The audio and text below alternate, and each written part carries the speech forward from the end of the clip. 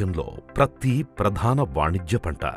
ప్రతి పంట నేరుగా దాదాపు 60 లక్షల మంది రైతులకు, పరోక్షంగా 4 నుండి 5 కోట్ల మందికి జీవనాధారాన్నిస్తోంది.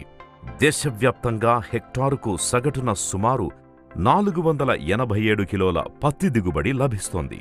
ప్రపంచవ్యాప్తంగా చూస్తే సగటున హెక్టారుకు 780 కేజీల దిగుబడి వస్తోంది. అంటే మనకన్నా రెట్టింపన్నమాట.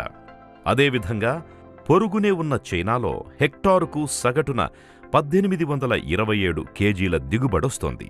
అంటే మనకన్నా దాదాపు 3.5 రెట్లు ఎక్కువ. మన ఉత్పాదకత మాత్రం పెరగడం లేదు. దీంతోపాటు గులాబీ రంగు పురుగు దిగుబడులను గణనీయంగా తగ్గించివేస్తోంది. మారుతున్న వాతావరణ పరిస్థితులు, కూలీల కొరత కూడా రైతులను వేధిస్తోంది. అందుచేత పత్తి సాగులో ఉత్పాదకత పెరగాలి అంటే సాగు